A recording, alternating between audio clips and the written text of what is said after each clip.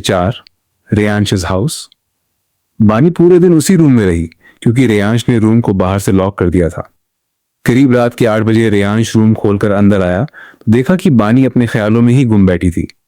ये देखकर रेयांश ने बानी को गोद में उठा लिया, जिसे महसूस कर बानी होश में आई और डरी हुई नजरों से रेयांश को देखने लगी। रेयांश बानी को लेकर अपनी पर्सनल लिफ्ट में आ गया।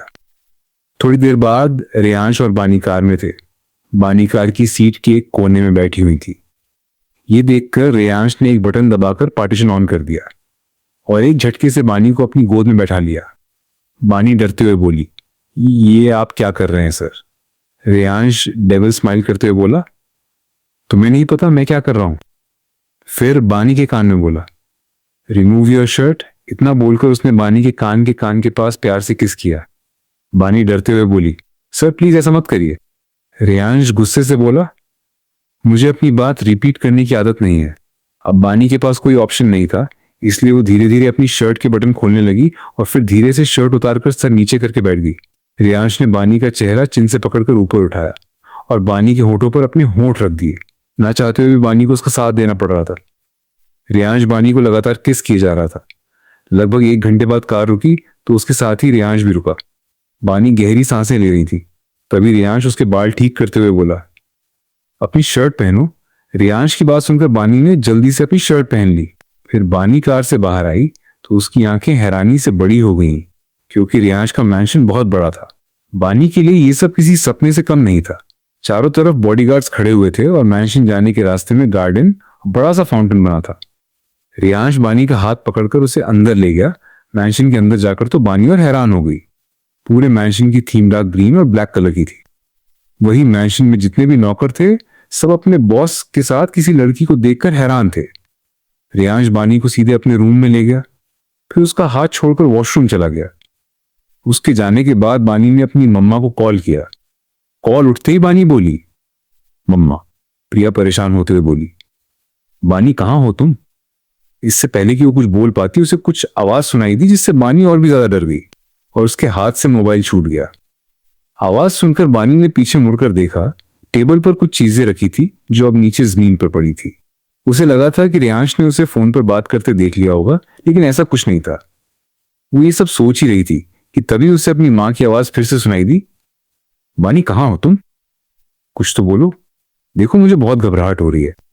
ये सुनकर बानी के आंसू फिर से बहने लगे। उसने जल्दी से फोन को उठाया और अपने आंसू कंट्रोल करके बोली, मम्मा मुझे आज रात ही काम के लिए शहर से बाहर आना पड़ा, मैं कल तक आऊंगी।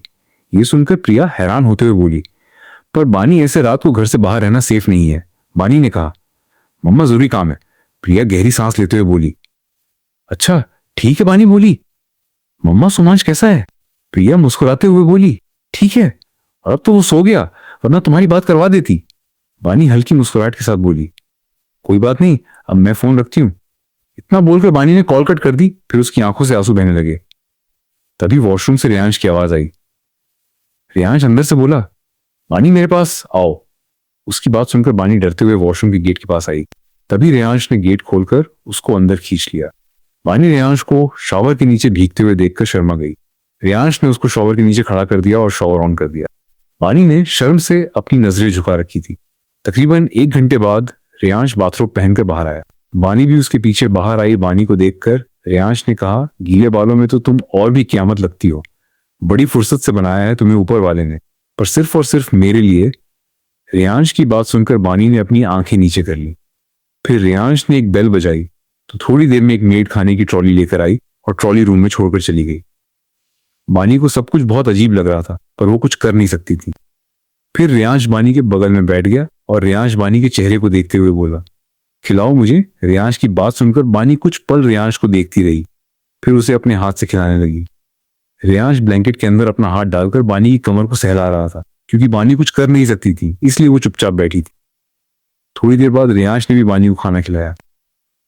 खाना खाने के बाद रेयांश ने फिर से बेल बजाई और कुछ ही पलों में एक मेड आकर ट्रॉली ले गई।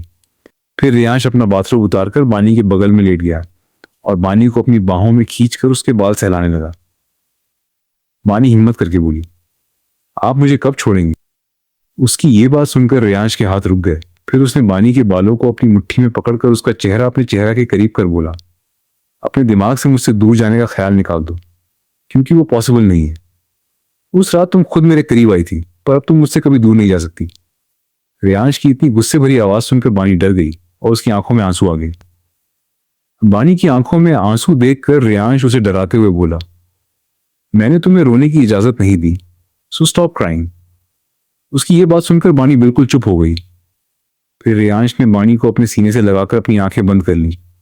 उसके सीने से लगकर बानी कुछ देर सिसकती रही, फिर उसे भी नींद आ गई।